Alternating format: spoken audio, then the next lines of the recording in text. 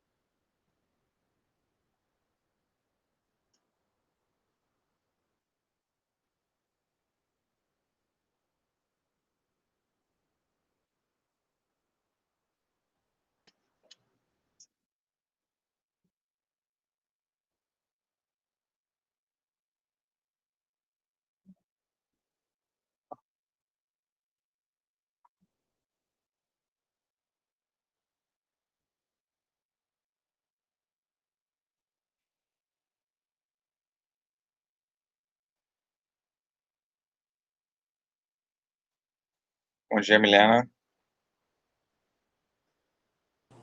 Bom dia.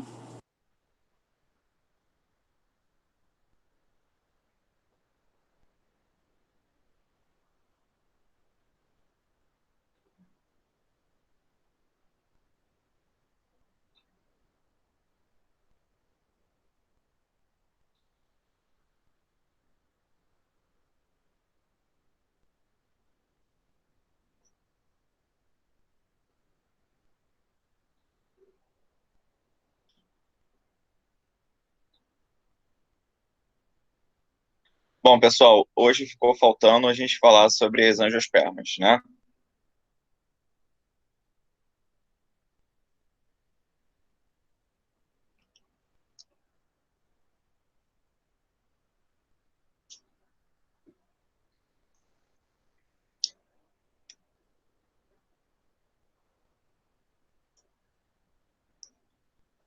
Então vamos nessa. Bom, peraí, a gente entrando.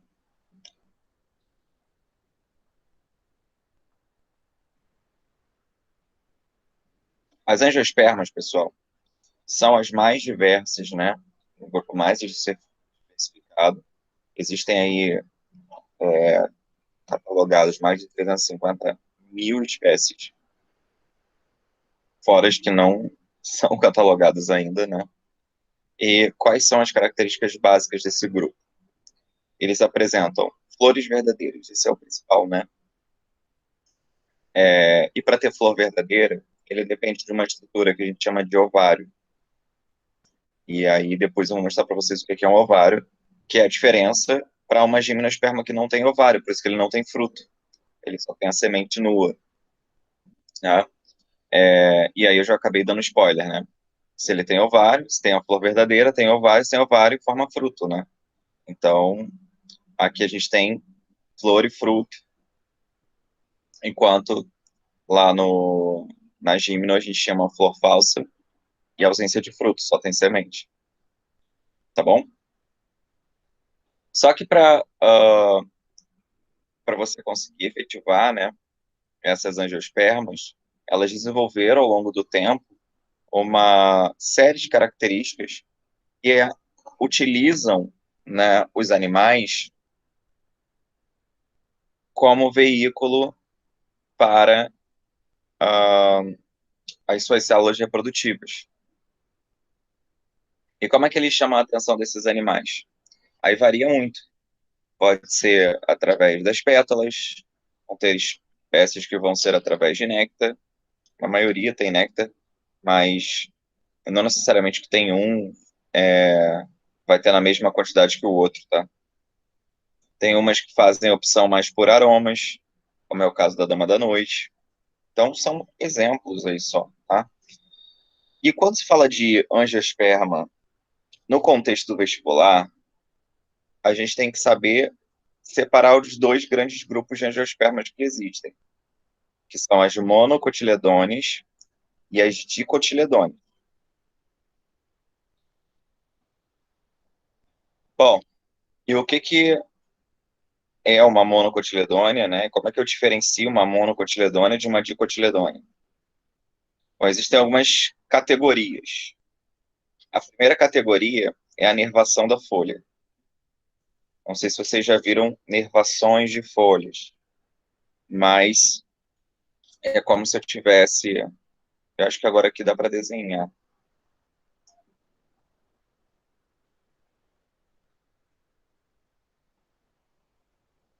Vocês conseguem ver aí o Jamboard? Jamboard, sei lá como se fala.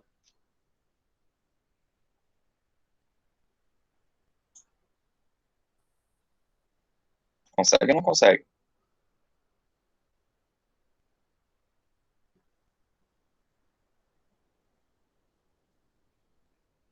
Estou começando Pelo a ficar preocupado. Vocês estão celular, me escutando? não. Oi? Eu tô pelo celular, então eu não tô conseguindo ver, não. Mas eu não sei se pelo computador. Tem que enviar uma solicitação para ter acesso.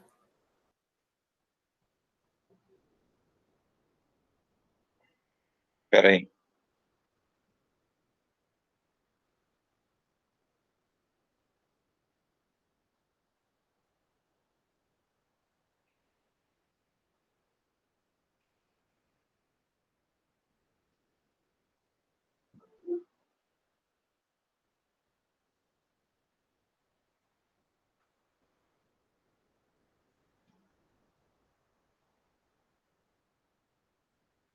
Tá.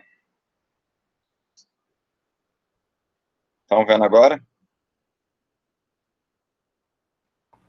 Aham. Então, eu desenhei aqui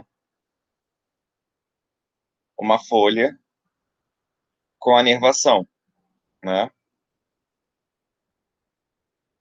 A nervação é essa parte central e essas laterais. Isso aqui é uma nervação que a gente chama de reticulinérgica, tá? Porque eu tenho um cabo central e ela faz essa dicotomia de um lado para o outro, nervações laterais. O outro exemplo, né, é tipo uma folha assim, e a nervação dela é uma coisa meio assim, ó.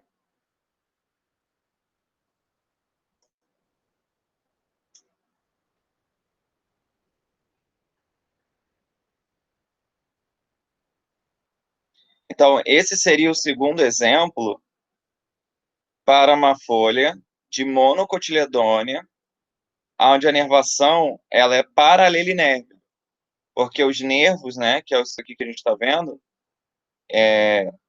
essas linhas internas, elas são paralelas umas às outras. A gente costuma encontrar isso em bambu, folha de bambu, em folha de soja, em folha da cana-de-açúcar, né? Em bananeiras. A gente encontra folhas paralelinérgicas, ok? Então, essas são as folhas das monocotiledôneas. Você consegue ficar até o milho, né? A folha do milho, acho que é uma das mais próximas que a gente tem. Ela não vai desfiando. É justamente porque a inervação dela é assim. É, é paralelinérvia, né? São paralelas. Então, você vai tirando fio a fio. Ok?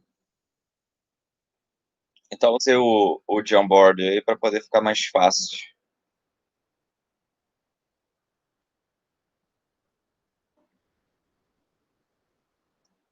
Show?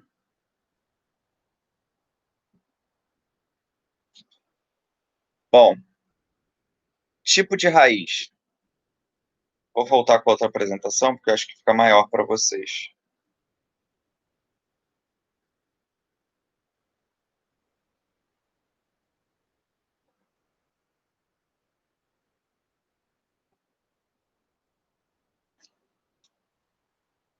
Então, vamos lá. Tipo de raiz. A gente tem uma raiz chamada de fasciculado em cabeleira, que ela é superficial, tá? Mas ela é muito bem distribuída. Isso acontece nas dicotiledôneas.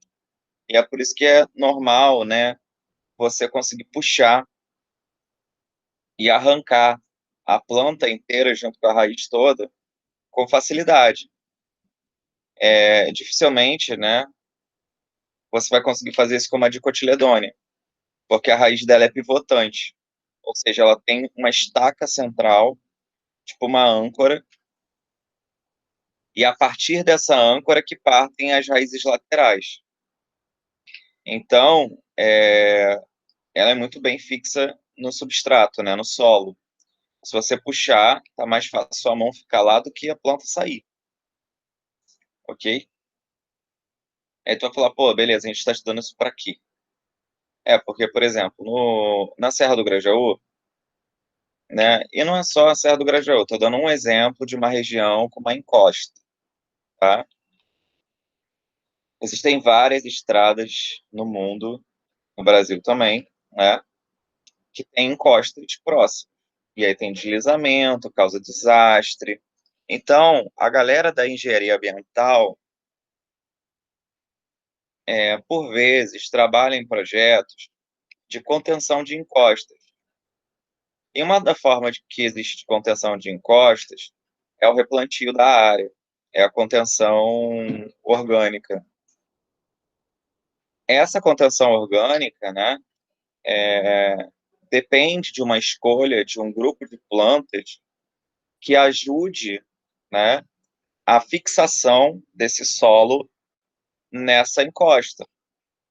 Então, caiu uma vez na prova perguntando sobre uma encosta e que grupo de angiospermas você usaria para fazer o replantio dessa região de encosta, né? Seriam monocotiledôneas ou dicotiledôneas? E a resposta era dicotiledôneas. Porque se você coloca monocotiledôneas, significa que você vai ter um monte de plantinhas superficialmente aderidas, mas que na hora que o chover, né, e o solo ficar encharcado, que é o que faz, aumenta o peso e faz com que esse solo deslize, né, vai ser muito fácil arrancar, né. Então, o ideal é que você coloque plantas que não sejam tão grandes, mas que estejam no grupo das dicotiledôneas, porque elas vão formar estacas nessa região. E essas estacas vão fazer com que você tenha uma maior aderência do solo, né? Até porque a planta absorve o excesso de água da chuva. Então, esse solo não fica tão encharcado. Então, isso é só um exemplo para vocês entenderem como é que isso é tão importante, tá? Entender a diferença. Mas eu não consigo olhar para uma planta, né? A pessoa que não conhece muito, ela não consegue olhar para a raiz para saber se é pivotante ou fasciculada. Então, existe a forma de você verificar pela nervação da folha, existe a forma de você classificar através da estrutura floral. Então, plantas monocotiledôneas, elas têm pétalas. num conjunto trímero ou múltiplos de 3. Então, se você pega uma planta e vê que ela tem flor, e essa flor tem 3 pétalas ou múltiplos de, ela é uma monocotiledônia. Se você verificar uma planta que tenha 4 pétalas ou múltiplos de 4 ou 5, né, a gente está trabalhando com as dicotiledôneas. Ok? E aí a gente vai para uma categoria que eu acho que é a mais importante, né? Porque se fala de monocotiledônia e dicotiledônia, mas o que é isso? Você sabe que mono é 1 e que dico 2. Mas o que é cotiledônia? O que é cotilédone? Cotilédone são 2 primeiras folhinhas, tá? Ou uma, se for mono, né? São tipo não é nem uma folhinha, é um botão. Esse botão ele vem junto com uma folha ou 2, que tem reservas energéticas para poder formar essas primeiras folhas. E essas folhinhas é que vão iniciar o processo fotossintético da planta. E quando ela está germinando, ela não está fazendo fotossíntese, ela está pegando os nutrientes, gastando os nutrientes das reservas nutritivas da semente. Beleza? Então, que é o albúmen, né? Então, ela vai utilizando o albúmen. E aí, quando ela utiliza o albúmen, lá o último resquício dele é o cotilédone, que é essa bolsinha junto de uma folha. Então, ele vai dar ali o start inicial para a produção da fotossíntese. Então, tem plantas que tem uma e tem plantas que tem 2. E aí, por isso, os nomes, tá? Aí você só consegue verificar isso na germinação. E, para fechar, a última categoria é o crescimento e espessura. Eu acho que esse é o que é o mais fácil de todos. Porque plantas de monocotiledôneas não têm crescimento lateral, que a gente chama de crescimento secundário. O que eu quero dizer com isso? São plantas que não costumam ter troncos grossos. Então, cana-de-açúcar, soja, milho, bambu, todas elas têm isso em comum, não é? Agora, se você pegar todas as outras, têm troncos grossos, é porque tiveram crescimento secundário, né? E aí, como é que eu mostro isso para vocês? Se vocês pesquisarem aí, crescimento de uma laranjeira, por exemplo, né? A laranjeira é uma dicotiledônia. Aí, veja a germinação nas primeiras semanas da laranjeira como ela era. Ela era um arbusto, com um tronco verde, pequenininha, toda verde, basicamente, até que ela chega num tamanho razoável e aí começa a criar o seu troncozinho. Esse troncozinho, né, ela deixa de ser verde, passa a ser mais amarronzado, ganhar mais diâmetro, esse tronco principal. Isso, galera, é o que a gente chama de crescimento secundário. Beleza? Alguém ficou com alguma dúvida aqui?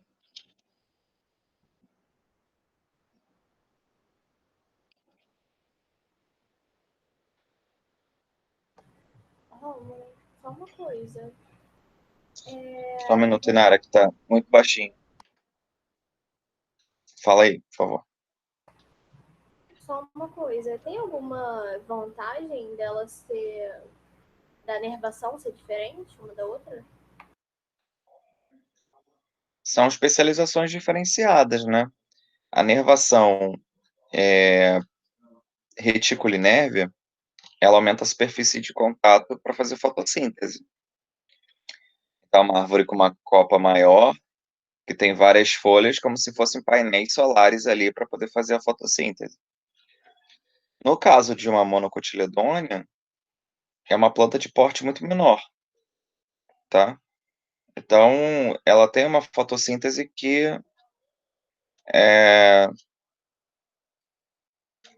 também é necessária, tá? Uma planta menor, você precisa de menor superfície de contato para poder produzir a energia necessária para ela se manter, ok? Tá, beleza, entendi.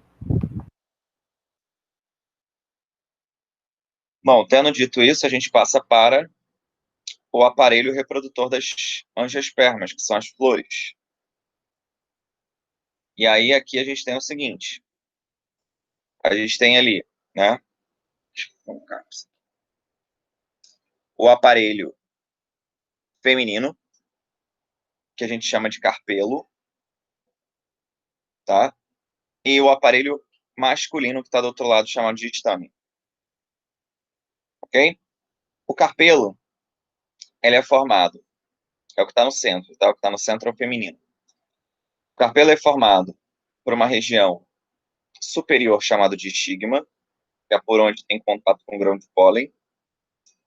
Tem um cabo chamado de estilete, que é o que leva o grão de pólen até lá dentro do ovário, que é a terceira parte.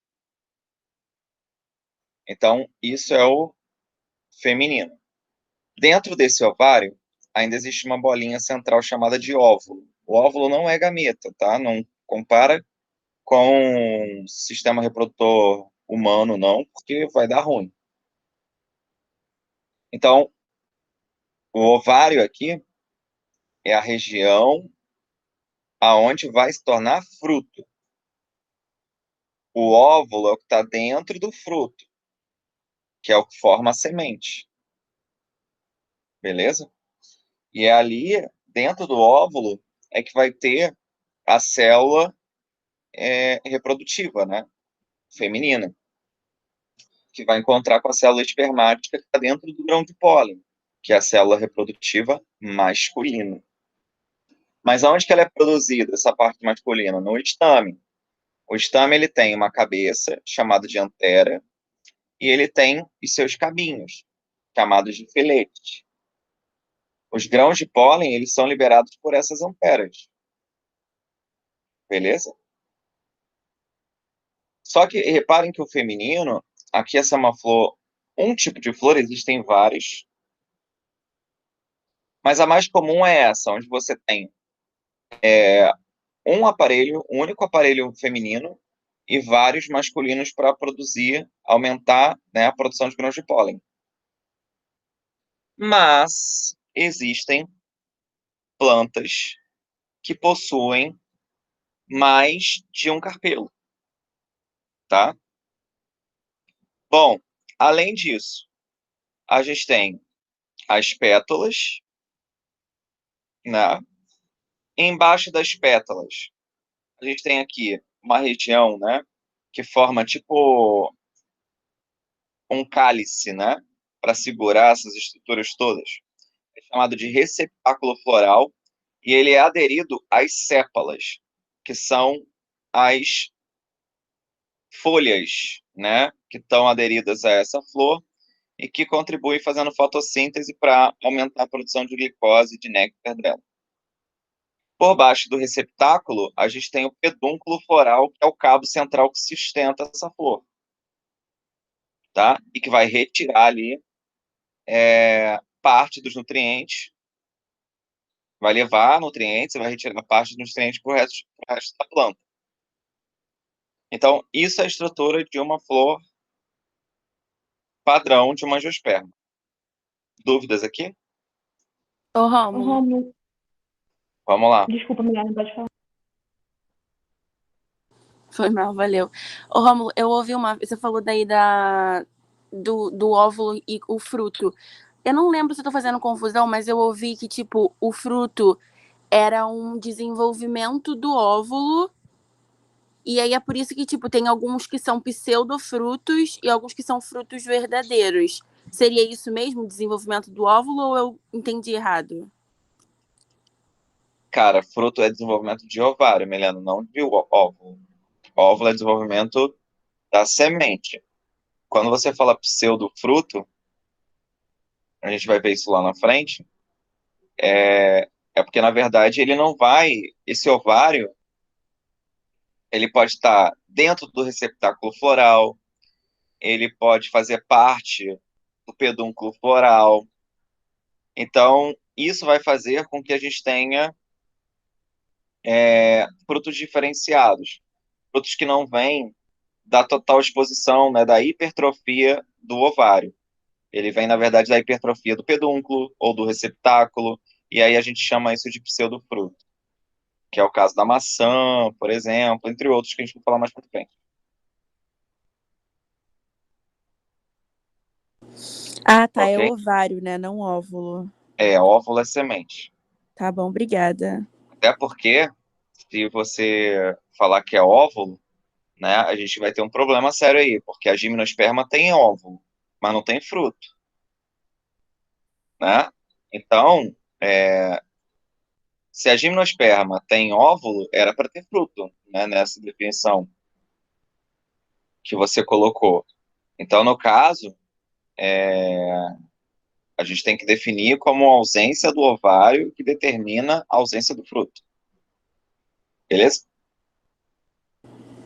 Beleza, valeu. Manda, Tainá. Você pode repetir para mim, por favor, a função do estigma? Função de quê? Do estigma. O estigma é a região aonde há o primeiro contato com o grão de pólen. Então, a parte feminina recebe o grão de pólen através do estigma, né? Existe uma aderência, uma viscosidade ali que favorece esse tipo de conexão, né? É óbvio que, como é que esse grão de pólen vai parar ali? Bom, pode ser através do vento, que bata um no outro, mas essa imagem ela não é muito o que acontece na vida real, tá? Porque, assim, geralmente, o estigma, ele tá superior, ele é maior, tá? Do que as anteras, para evitar a autopolinização. Isso já foi questão de prova já. Então, por que que geralmente os estigmas são maiores do que as anteras?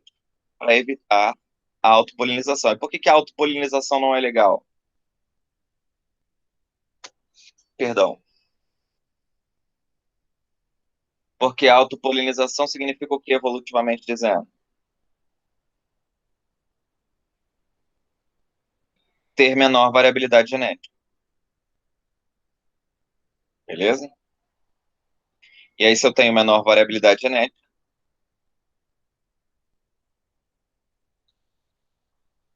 as plantas ficam mais sensíveis às variações do meio.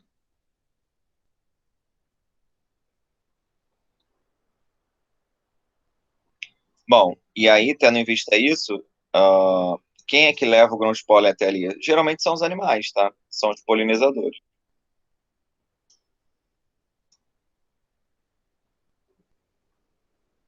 Bom, então eu estou passando aqui para um slide que traz a nomenclatura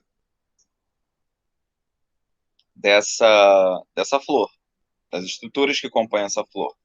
Então você tem o pedúnculo floral, o receptáculo floral, o conjunto de pétalas, e aí o conjunto de pétalas a gente chama de corola.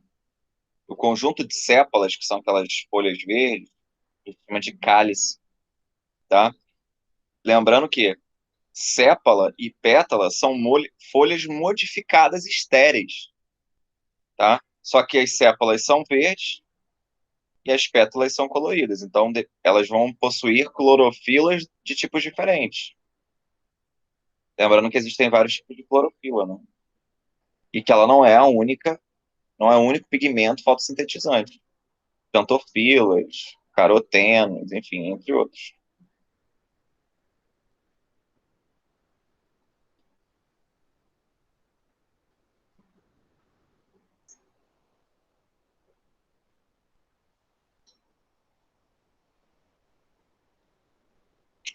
Vocês sabiam que o carro Corolla vem desse termo aí? Já deve ter ouvido falar nessa marca, né?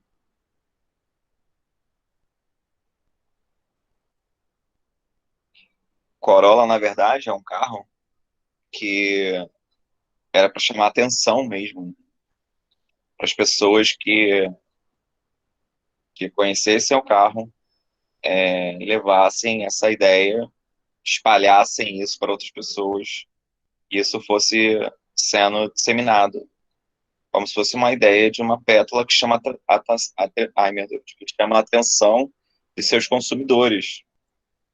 Então, por ser chamativa, ela acaba se espalhando. Então, é mais ou menos isso. Aí a gente tem o tópico 5, que é o ditame, né, que é o filete mais antera. E aí, nesse caso, é uma folha modificada fértil, que vai produzir os grãos de pólen. E o conjunto disso a gente chama de androceu. Diferente do conjunto feminino, que a gente chama de gineceu, que é o que está embaixo. Então, o gineceu são o conjunto de carpelos, né? Que vai formar, então, os óvulos. E aí, até os óvulos, você tem estigma, estilete, ovário, e aí sim, dentro do ovário, o óvulo. O conjunto disso tudo que a gente está falando, né? A flor como um todo, a gente chama essas partes que as compõem de verticilos florais. São folhas modificadas. Então, androceu, gineceu, corola, cálice, tudo isso são verticilos florais. Esse termo não cai muito em prova. Mas todos os outros, de 1 até o 6, caem.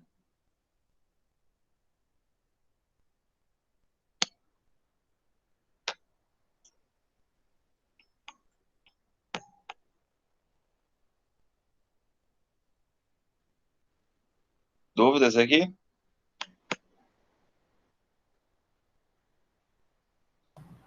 Tudo bem.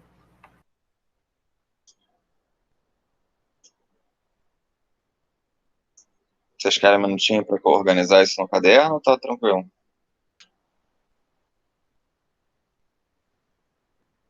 Tá tranquilo aqui. Romulo, você botou esses slides no grupo? Coloquei na semana passada. Ah, tá. É só jogar botânica? Você lembra como é que você enviou o nome? O nome do arquivo é Reino Vegetal. Ah, tá. Obrigada. Nada.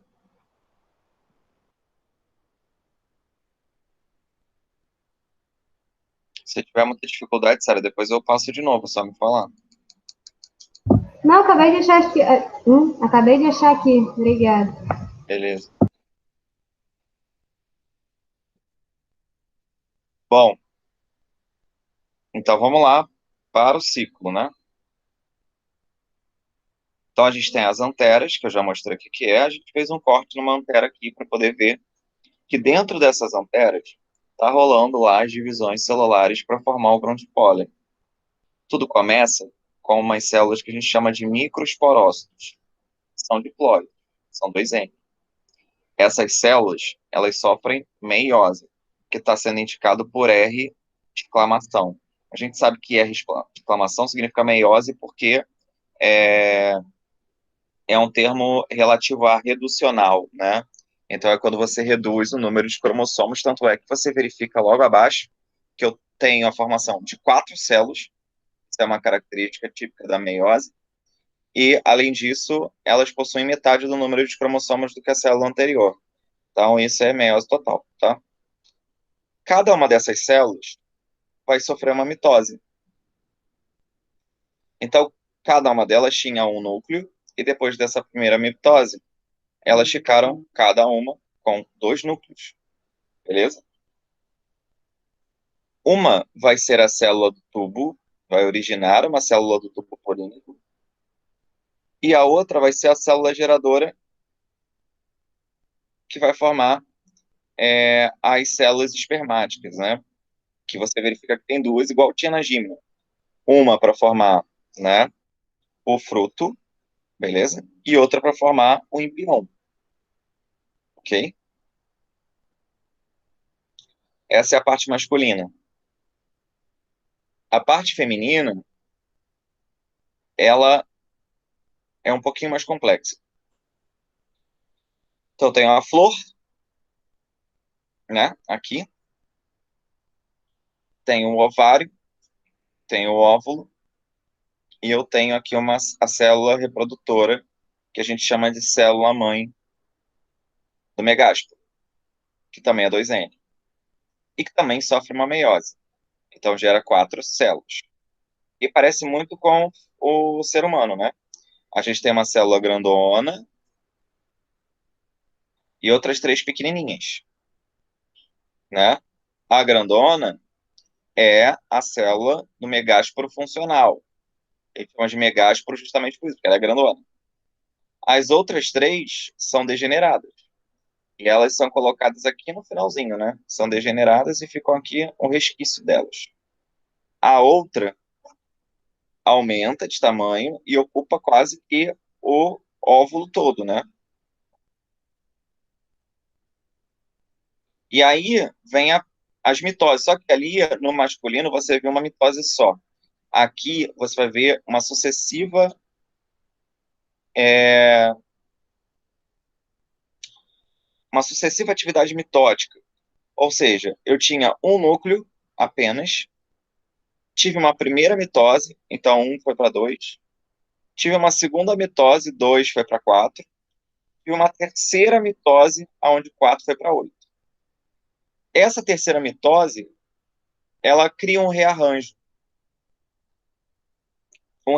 que é 3 em cima, 3 embaixo e 2 no centro, tá? A gente vai ver para que serve cada uma delas, então relaxa, ok? Qual delas é a mais importante para vocês? É a oosfera, que é essa da pontinha aqui, ó. Essa aqui embaixo. Essa é a oosfera. Então, esse aqui é o gameta feminino. Então, é ele que vai ser fecundado por uma das células espermáticas masculinas para poder formar o embrião. As sinérgides, que são essas duas que estão do lado, elas servem para poder criar uma quimiotaxia. Não sei se vocês sabem o que é isso. Mas taxia é movimento, né? Tipo de táxi. É o cara que te movimenta, o cara que te leva para lugares. Então, ele cria uma espécie de uma atração química para que o tubo polínico seja direcionado para a região certa. Beleza?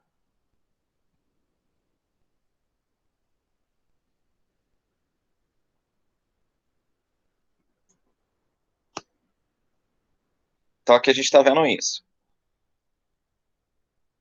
O tubo polínico, né, o grão de pólen lá em cima, ele chega lá no estigma, começa a formar o tubo polínico, que vai até o ovário, né, e chega no óvulo, ali na micrópila. Micrópila é esse buraquinho aqui onde você está vendo a exposição da oosfera. E aí o que acontece? Dá para ver que tem uma célula espermática masculina que chega até a oosfera e fecunda para formar um embrião 2N. Então, aqui não, tem uma caixinha aqui embaixo, né? Dá para ver. Número 1, oosfera, mais célula espermática. Então, 2 células N formando o zigoto, que é 2N. Isso é embrião. E o 2, a gente tem o núcleo polar, mais um outro núcleo polar, que são esses que estão no centro, que com a união, né, a fusão com com a segunda célula espermática masculina, vai gerar uma célula 3N, que é o albúmen, né? Também chamamos de endosperma triploide. Então, você, na verdade, está tendo aí a formação de um zigoto 2N, que gera o embrião, e de um núcleo 3N, que é triploide, que vai formar o endosperma.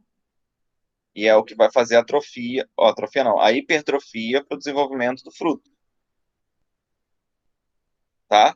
Então, a característica aqui da reprodutiva da planta angiosperma é uma dupla fecundação, que no caso da gimno não tinha. Dúvida aqui?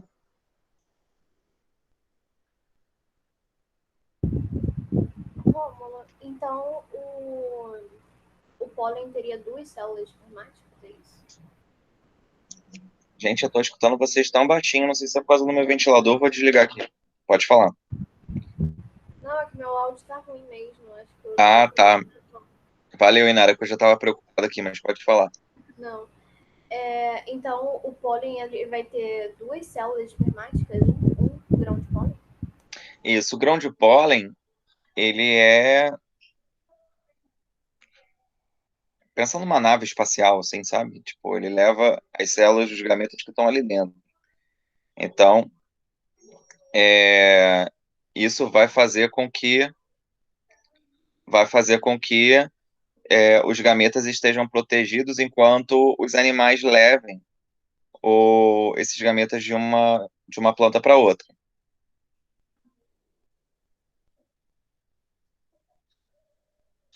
ok? Entendi. Você só pode voltar de novo no. Como é que se fala, meu Deus? Acho que 2 slides atrás. Isso. Você pode explicar de novo, que eu não entendi muito bem depois da mitose, o que acontece. Então, deixa eu ver se a gente consegue. Olha só. Depois da mitose, o que vai acontecer? Você tem um micrósporo, o micrósporo. Esse micrósporo, ele vai ter uma célula do tubo polínico. Essa célula do tubo polínico é o que a gente está vendo aqui. Deixa eu mostrar, peraí, com o mouse. A célula do tubo polínico é essa célula que guia o tubo para onde que ele vai. E a célula geradora, ela ainda é dividida novamente para formar as células espermáticas, né? Então você tem uma modificação aqui nessa célula original, que é o micrósporo. Então ele faz meio que uma adaptação para ser transformado numa estrutura que tenha mais ou menos essa aparência que você está vendo aqui do lado. E o que tem nela, que é importante? As células geradoras que formaram as células espermáticas e a célula do tubo polínico que vai conduzir essas células espermáticas até a oosfera. Ah, sim, entendi. Então a gente vai ter vários tubinhos? Você vai ter cada grão de pólen que chegar no estigma vai desenvolver um tubinho diferente. Ah, tá, entendi agora. Bom, a imagem do slide 45 mostra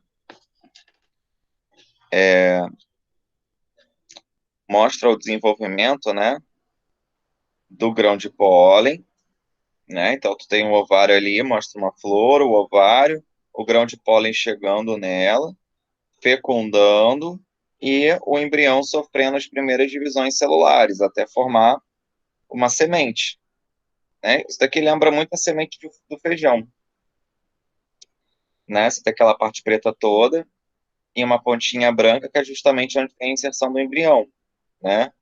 Aquele restante todo, aquela maçaroca toda que a gente come, né? Depois de cozinhar o feijão, que é a semente, aquilo tudo é endosperma que a gente está consumindo, né? Seja a reserva energética dessas pontinhas.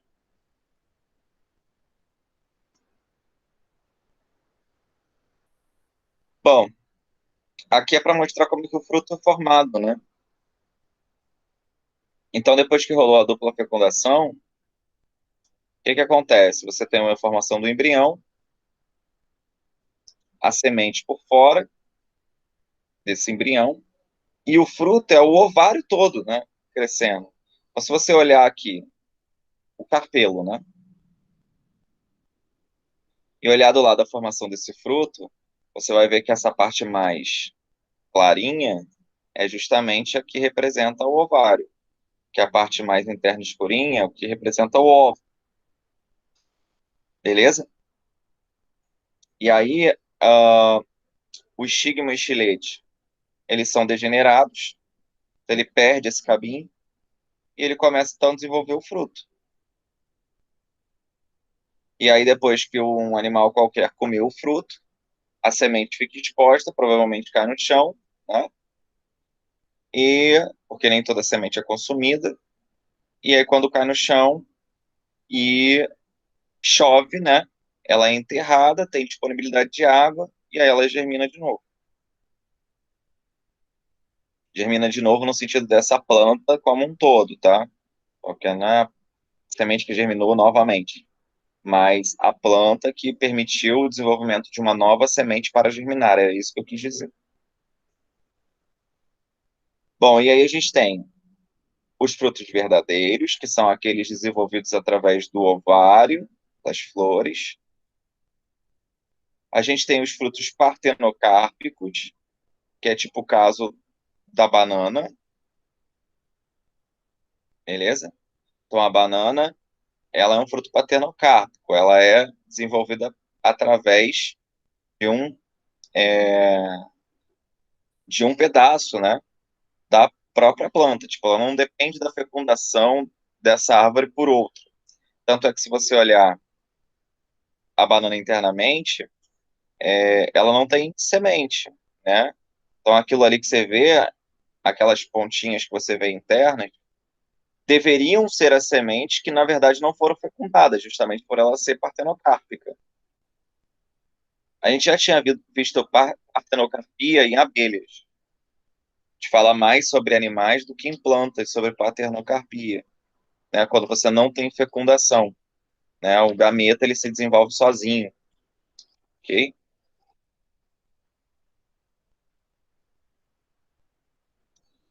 E tem os pseudofrutos, que é o que eu já tinha falado, por exemplo, da maçã. Olha a flor da maçã. Não sei se vocês já viram uma macieira, mas a flor da maçã, ela não tem o ovário exposto. O ovário, ele está dentro do receptáculo floral, tá? Que é o cálice. E aí, se ele está lá dentro, ele não consegue expandir como se ele estivesse fora, tá?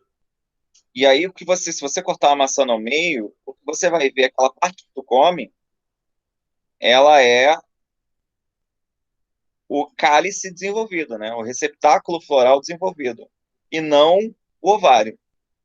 Por isso que ele é mais durinho, porque ele tem a consistência do próprio cálice,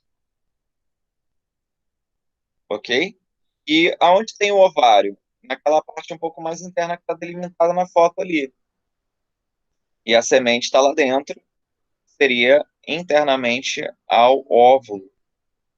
Então isso a gente chama de pseudofruto, porque não, o fruto, né? Ele não veio do ovário, ele veio do receptáculo, por isso que ele é um falso fruto. Aqui um outro exemplo é o caju, né?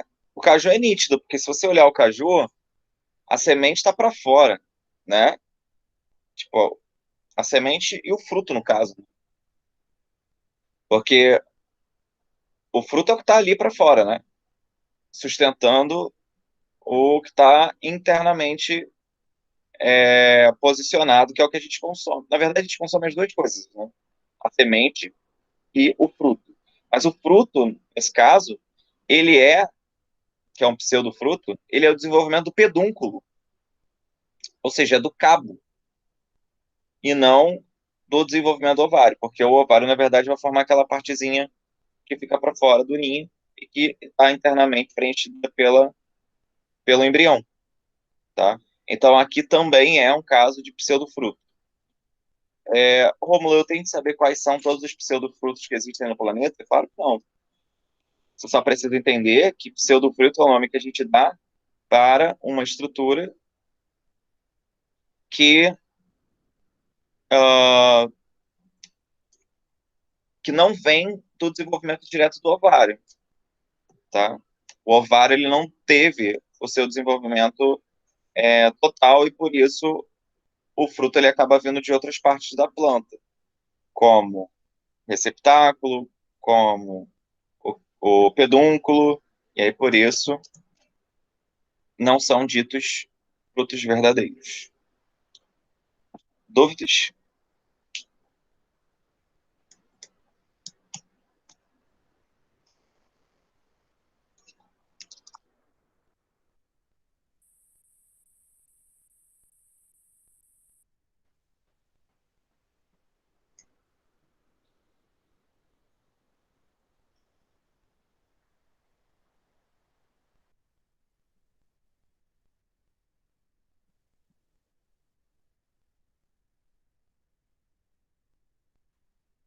Sem dúvidas.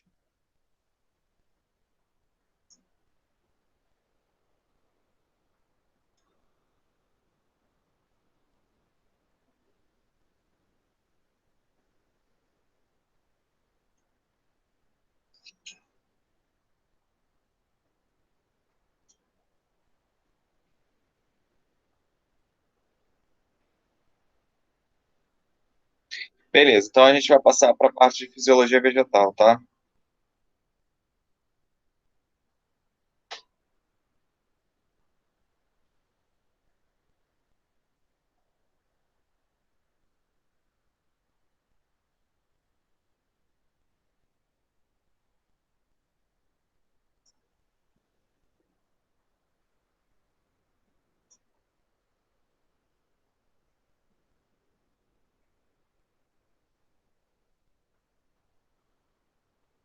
Vou jogar para vocês essa aula lá no Classroom.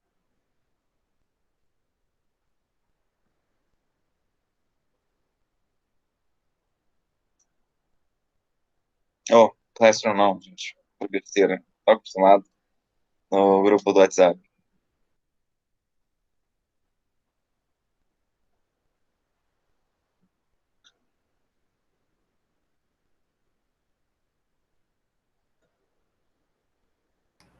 Romulo, só uma coisa aqui, uma curiosidade. O... E sobre a melancia, como é que é? Como é que é o desenvolvimento de melancia? Aham. Cara, a melancia tem as sementes dela também, né? No caso da melancia, se eu não me engano, é fruto verdadeiro também. Qual é a tua dúvida em relação a ela? Não, porque ela também tem as sementinhas, né? Igual mais ou menos da maçã. Aí eu pensei que poderia ser pseudofruto.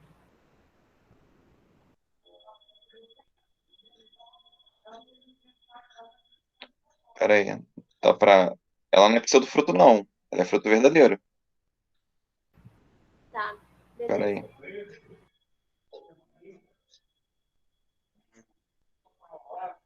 Deixa eu ver se eu consigo achar a flor.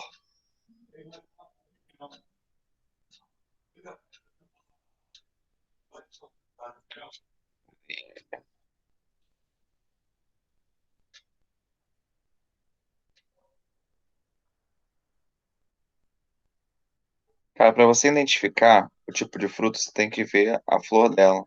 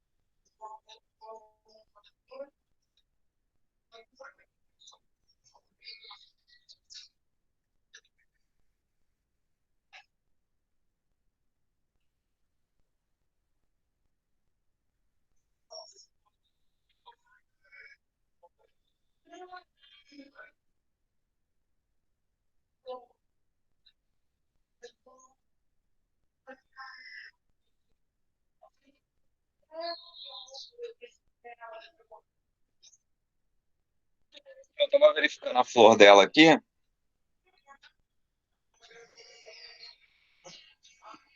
E não, pelas imagens que eu vi, não dá para ver ovário. Então depois eu vou dar uma olhada melhor para poder te esclarecer como é o caso da melancia. Mas eu queria perguntar só uma coisa antes. Você trouxe a melancia por conta só das sementezinhas ou você viu alguma prova, alguma questão, algo disso? Porque eu não lembro. Não, foi só curiosidade mesmo. Não Curiosidade, né? Tá bom. Eu vou verificar isso com calma depois e falo para você sobre o caso, Tudo caso bem. dela. O restante da turma, fiquem sabendo o seguinte: se cai alguma coisa desse tipo em prova, eles vão ter que contextualizar para vocês o grupo de plantas, porque você tem que ser especialista nisso para entender como é que é em cada caso, né? Então, a gente tem os principais exemplos de frutos verdadeiros, pseudofrutos, partenocárpicos, e, e aí você, para não embolar o meio de campo, até porque ninguém aqui pretende ser especialista nessa parte, né, da agronomia e tal, a gente não aprofunda todas elas, né? Nenhuma delas, no caso. Vê superficialmente cada grupo para poder entender a diferença. Só. E aí, perdão, eu estou falando isso só para vocês entenderem que isso não vai ser cobrado, tá? E se por acaso for cobrado alguma coisa desse tipo, eles vão ter que explicar, dar alguma sugestão para vocês ali do que está acontecendo. Caiu uma vez na FRJ, mas foi muito louco isso, perguntando que tipo de fruta era abacaxi. E aí, esse eu não comentei com vocês, é interessante falar, porque pode ser, vai, né, que caia de novo. E muita gente ficou muito revoltada, porque achou que aquilo ali fosse surreal, mas existem algumas plantas que elas não têm uma flor, tipo, separada. Ela tem uma fusão de flores. E aí quando você tem uma fusão de flores, que é o caso do abacaxi, a gente chama isso de inflorescência. Não sei se você já ouviu esse termo. E as inflorescências, que são essas flores unidas, fundidas, elas formam as infrutescências. E aí, como é que eu sei que o abacaxi é uma infrutescência? Porque ela tem aqueles hexágonozinhos. Cada hexágonozinho daquele é oriundo da fecundação de uma dessas plantinhas dessas florzinhas que estavam fundidas. E aí, por isso, ela não é um fruto único, ela é um fruto múltiplo, né? Então, esse foi uma exceção da exceção que caiu. Fora isso, não temos relatos de questões que fujam a esse padrãozinho, tá? Quanto à questão da melancia, eu vou verificar, porque, assim, ela tem o desenvolvimento de semente, tudo bonitinha, mas eu vi uma imagem ali da melancia em si crescendo no pedúnculo. Então, eu prefiro ter certeza antes de te responder isso, ok? Beleza.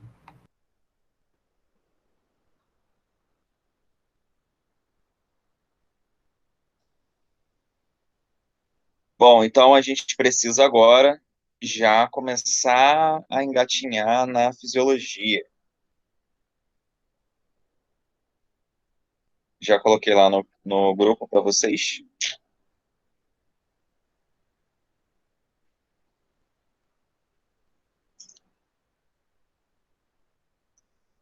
Bom, a fisiologia, igual a gente viu no humano, né? A gente vai entender quais são os hormônios que atuam para ajudar na floração da planta, né? E fazer com que essa planta, então, aumente as suas chances reprodutivas. A gente separa, né, como os elementos químicos essenciais à vida das plantas, dois grupos. Um grupo com macronutrientes e um grupo com micronutrientes. Cuidado, tá? Quando eu digo macro, não é porque você tem muito e outro você tem pouco, mas é porque, quando eu digo macronutrientes, é porque você demanda, né, quantidades maiores. Micronutrientes demandam quantidades menores, tá? Não é que um é maior do que o outro. Então, por exemplo, os chomps, né, que é o que formam a matéria orgânica, ou seja, o que é o chomp? É a sigla, né, que a gente usa para carbono, hidrogênio, oxigênio, nitrogênio, fósforo e o enxofre, que também não está ali na lista, mas faz parte, tá? Além dos chomps, que formam aí a matéria orgânica, né? A gente também vai ter fósforo, que é muito importante, cálcio, magnésio, potássio. Potássio a gente sabe que funciona muito para poder fazer abertura e fechamento de estômatos, né, para fazer a fotossíntese, fazer trocas gasosas. O magnésio está presente na clorofila, né? O cálcio é basicamente presente em tudo, da rigidez para a planta, né? E do outro lado você tem os micronutrientes. Então aqui estão os chomps, né, conforme eu tinha falado, que vão constituir aí as moléculas orgânicas, aonde eu tenho carbono, hidrogênio, oxigênio, nitrogênio, fósforo e falta também ali o enxofre. O cálcio, e aí várias partes onde ele pode estar presente, mas uma delas é na lamela média. A lamela média, a gente viu isso na aula sobre divisão celular. Lembra da citocinese? Eu falei que tem citocinese centrífuga e centrípeta. E a centrífuga da planta, porque tem parede celular, não consegue fazer invaginação, né, da sua parede. Então, na verdade, ela tem que fazer um movimento interno para fora, né, de dentro para fora. Isso é através do que a gente chama da lamela média. Aí vem o potássio, que é um regulador osmótico, né? Inclusive eu falei da abertura e fechamento de estômatos, e do magnésio, que é o componente da clorofila, extremamente importante.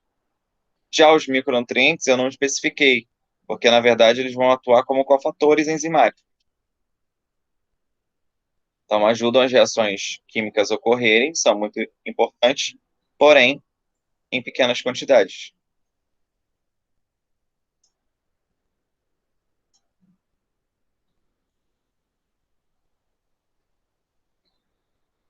Bom, antes da gente chegar na parte hormonal, a gente precisa entender a nutrição das plantas, né? Você não planta qualquer espécie em qualquer lugar.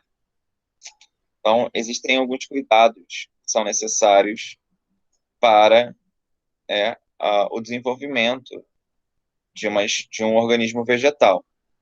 A primeira delas é a questão dos adubos orgânicos, né? O solo tem que ser fértil, tem que ter sais minerais suficientes para o seu desenvolvimento.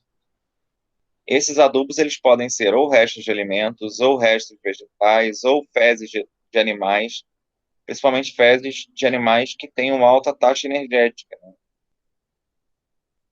São os animais herbívoros, ok? Principalmente os ruminantes. Então, lá os estrumes, né, são usados para poder fertilizar o solo. Show? Hoje em dia está muito na moda a questão da compostagem, né? Você, para quem mora, né, em locais que tenha espaço, você utilizar os restos de comida, né, para poder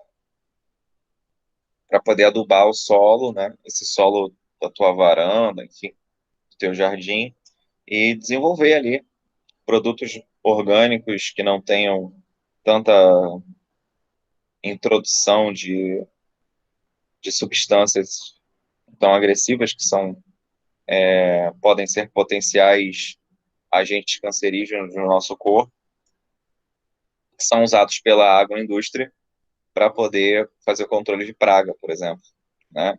São os agrotóxicos, né? Do outro lado, a gente tem os adubos químicos, que vão ter esses componentes, nitrogênio, fósforo, potássio, assim por diante, tá?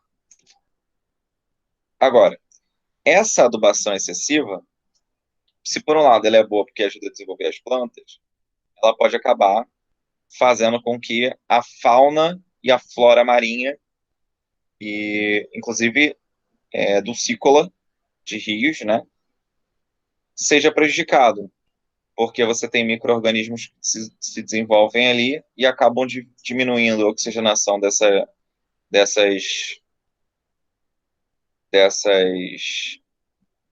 desse meio aquático, né, fazendo com que esses animais acabam morrendo.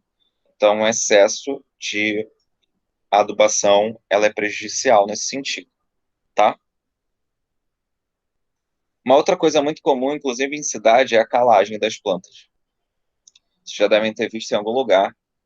Cara, eu morava em Petrópolis e eu vi isso direto. As árvores, elas tinham tipo uma cintura que era pintada, sabe? Eles pegavam, assim, 1,5 m, 2 metros e pintavam a planta com um negócio branco. E aí tem gente que acha que aquilo ali é uma ornamentação, um negócio pra ficar bonitinho. Na verdade, não é. Aquilo ali a gente chama de calagem. Então, é carbonato de cálcio, né, que é o CaCO3, e isso faz a correção dos solos ácidos, principalmente ricos em alumínio. Esse alumínio ele pode ser decomposto por algumas estruturas metálicas, né, que é muito, e até pelo lixo, né. Então, isso pode acabar favorecendo que essas plantas não conseguissem se desenvolver nesses locais. Então, a calagem ela é extremamente importante, justamente nessas regiões onde o solo é ácido, que são as áreas urbanizadas, né?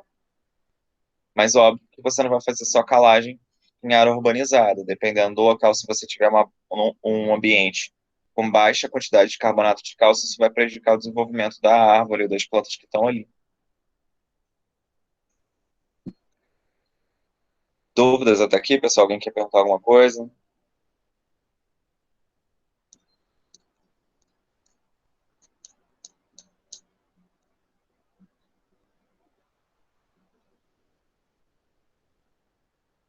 Bom, e aí, se você entendeu quais são as condições necessárias para uma planta germinar, crescer, a gente precisa entender como é que essa planta absorve esses sais e junto com esses sais a água, né?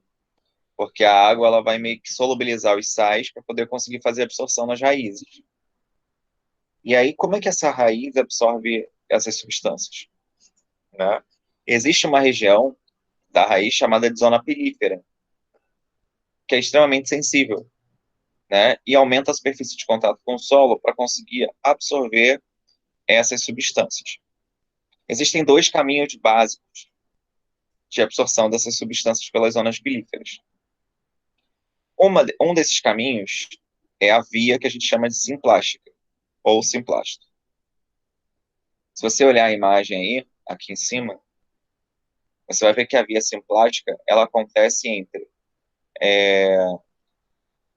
estruturazinhas, né, conexões que existem entre as células e vão passando essas substâncias de uma célula a outra internamente até chegar ao xilema, aos vasos lenhosos. Do outro lado, a gente tem uma outra via chamada de via apoplástica. A apoplástica, ela vem superficialmente às células, o que significa que ela não é internalizada nessas células, ela vai entre as células. Aqui embaixo dá para ver isso. A gente tem a via simplástica, que vai por dentro, e a via apoplástica, que vai, perdão, pelos espaços intercelulares, ok? Então a gente tem os dois caminhos aí.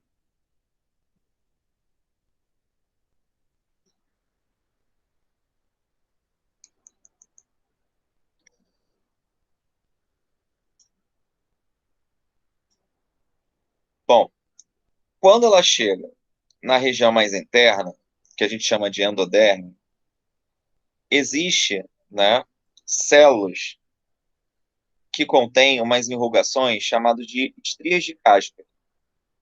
As estrias de Casper, elas são formadas por suberina. Suberina mata a célula, tá? Então são células ali que são células mortas, tá?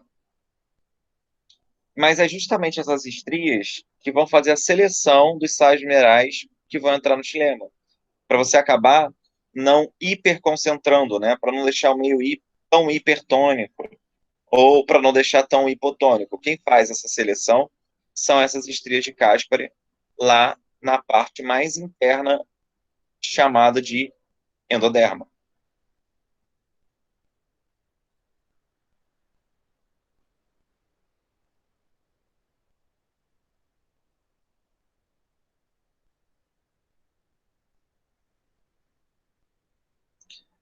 Bom, essa questão da hipertonia, ela acaba sendo inevitável, tá? Porque quando você chupa sais minerais, né, você absorve sais minerais do solo, você pode concentrar isso de uma tal forma que você fica mais concentrado do que o solo. Então você ganha água por osmose. E isso vai fazer, né, com que a gente tenha uma maior facilidade de reter água, de absorver água. Como esses cabinhos eles são muito fininhos, né, o xilema ele é muito fininho, a gente vai ter um efeito que a gente chama de capilaridade. A pressão interna no tubinho, ou seja, no xilema, ele é maior do que a pressão fora. Como a pressão interna é maior, o líquido ele é empurrado para cima. Então, se você pegar um copo, tá, com água e colocar um canudo dentro, como a pressão dentro do canudo é maior, porque a região é menor, então você tem um líquido que vai ficar numa altura maior do que de fato o que está no copo. Entendeu? Então, dessa forma,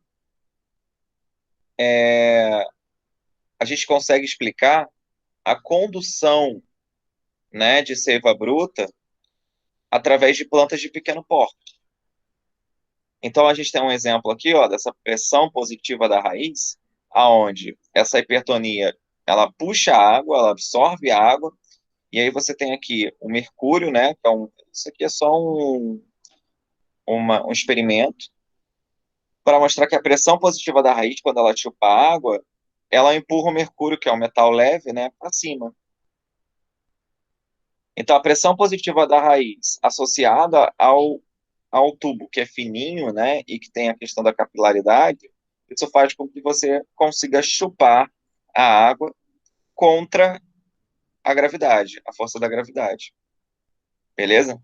Então, a gente tem como teorias da condução da seiva bruta a pressão positiva da raiz, né?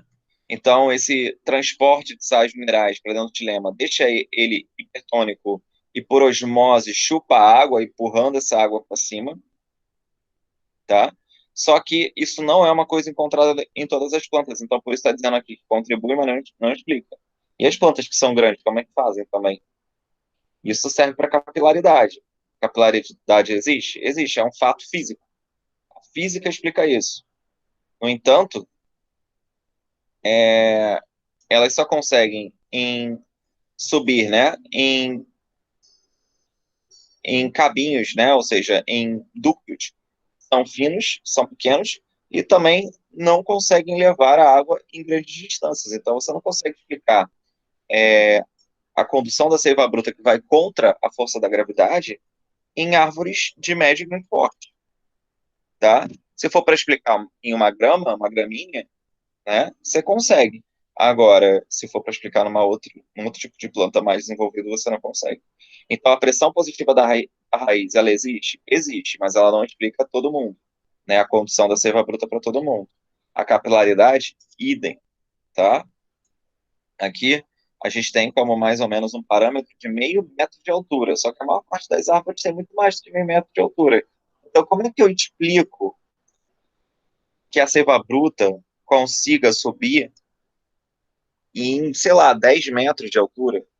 Como é que eu consigo explicar uma gimnosperma, né? No caso, uma sequoia, que a gente falou na aula passada, que é aquela planta que tem 100 metros, 150 metros de altura. Como é que eu explico que a água sobe isso tudo contra a gravidade? Às vezes parece bobo, né? Mas se você for parar para pensar, uma casa, né?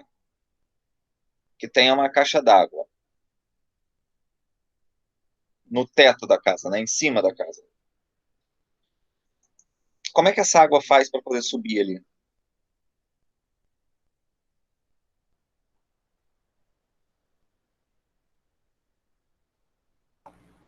Com bomba?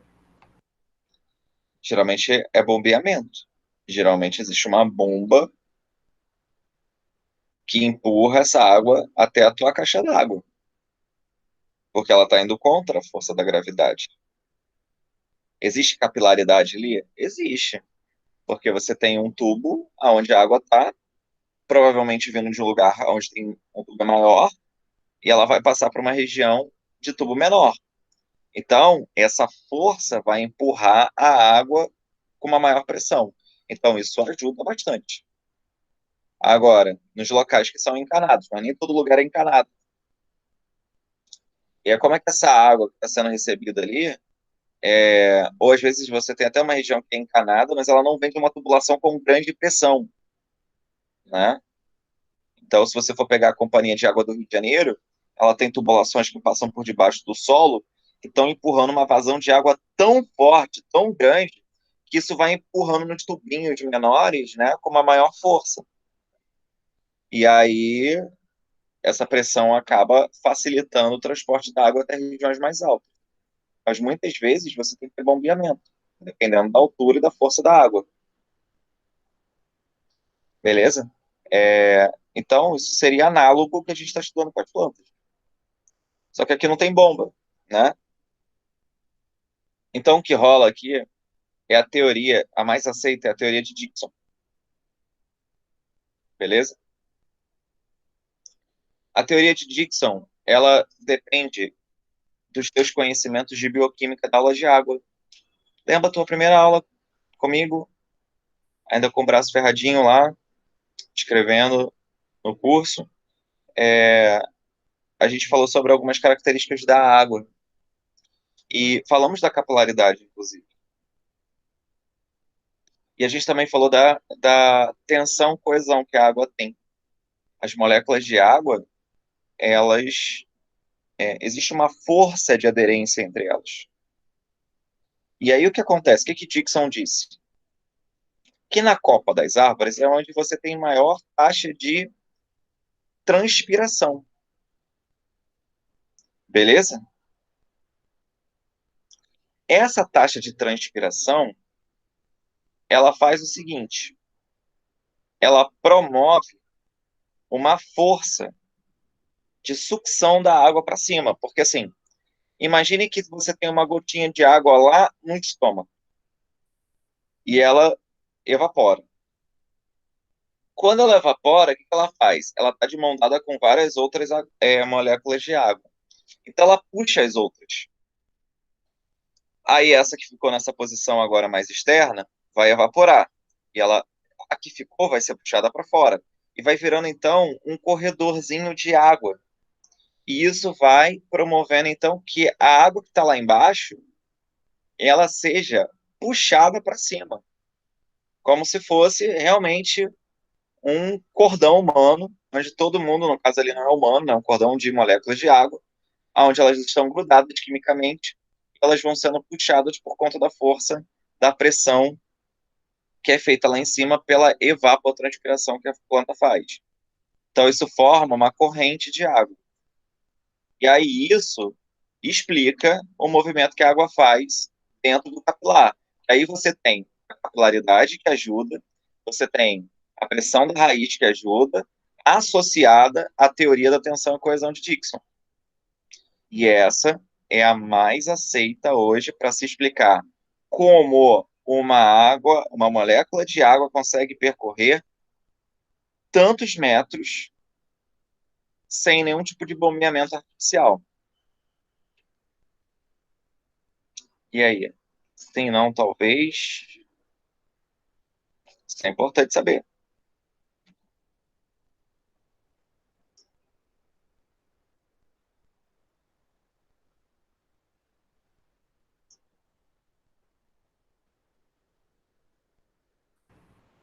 Como isso é a absorção, né?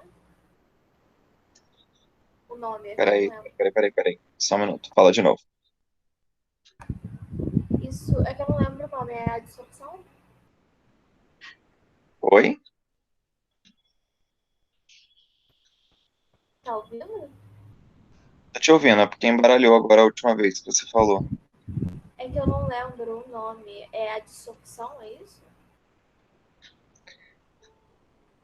Peraí, vamos lá, com calma. Você não lembra o nome de quê para eu poder te ajudar? É desse fenômeno que acontece da água. Então, o fenômeno que a gente está falando é de transporte de seiva bruta, tá? Através do processo, eu falei, da evapotranspiração.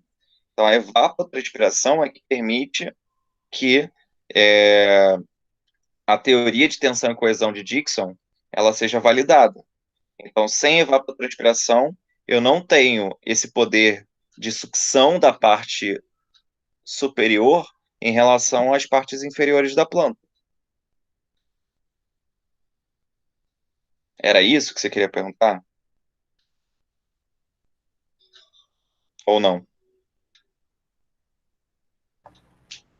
Eu acho que não, mas eu também não lembro direito como te falar isso. Eu posso pesquisar e te falar e perguntar depois. Então. Tudo bem, não tem problema. É porque eu não entendi. Se não foi isso que eu falei, eu não entendi o que você quis me perguntar. Mas fica à vontade para trazer depois. Se você achar o nome, enfim, que você queira falar. Tá, beleza.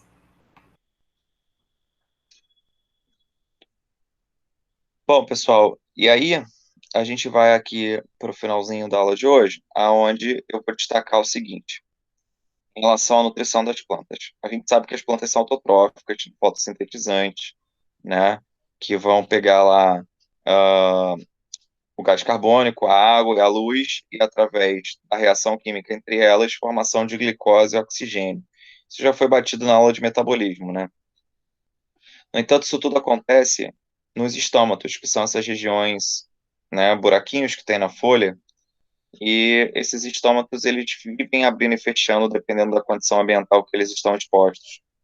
Aí, dessa forma, ele consegue pegar o CO2, ele consegue liberar água, o excesso de água, pega também oxigênio, ou libera o oxigênio, depende se ele está fazendo respiração ou fotossíntese.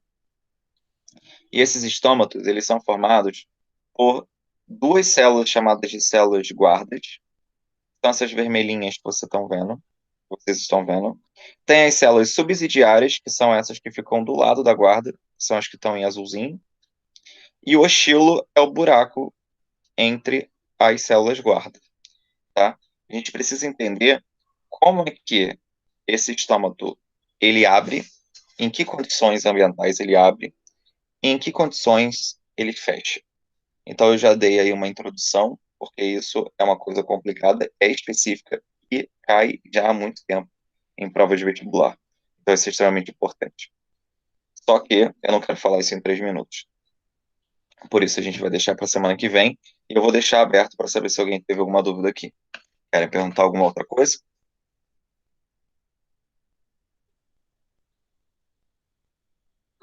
A gente finalizou então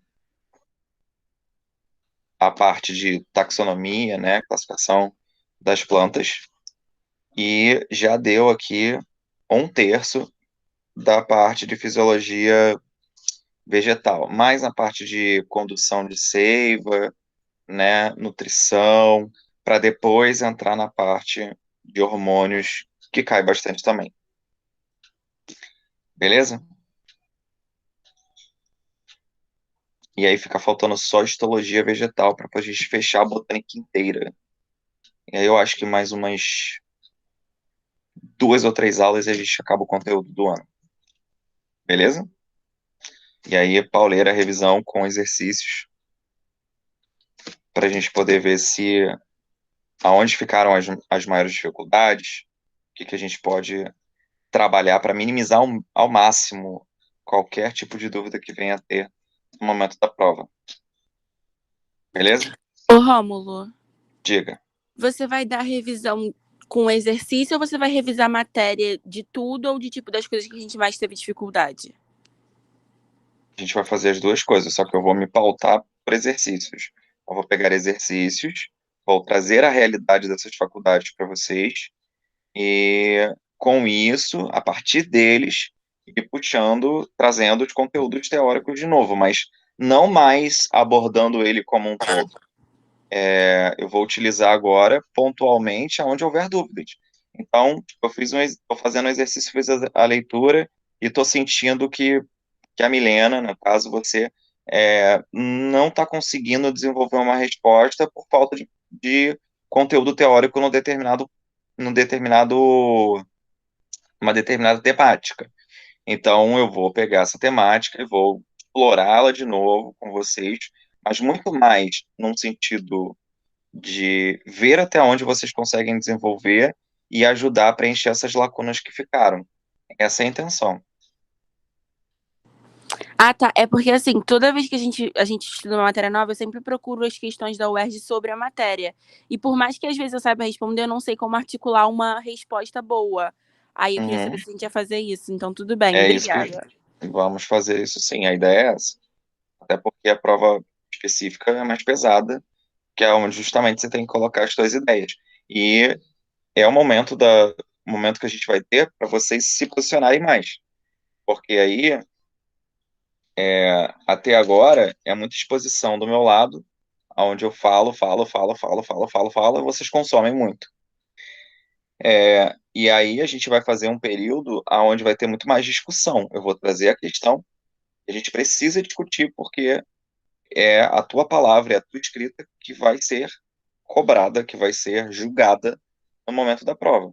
Então é o momento que vocês vão ter que se posicionar mais, né, para a gente poder fazer as discussões, argumentações e melhorar não só os argumentos, mas a escrita também. Às vezes a pessoa sabe tudo do conteúdo, mas não consegue colocar isso no papel, ou coloca de maneira errada, e quando faz a questão acha que está certo, e depois vai ver, ganhou metade da questão e não entende por quê. Então, é uma coisa muito comum em vestibular para quem quer medicina. E a gente precisa, então, trabalhar isso. Ok? Ok, valeu. Beleza, então, galera. Então é isso. Um ótimo restante de semana para vocês. Qualquer dúvida, eu fico à disposição a todo momento no WhatsApp, vocês sabem, tá? E segunda-feira a gente volta para a embriologia que a gente não terminou, beleza? Então é isso, pessoal. Beijão para vocês. Até semana que vem.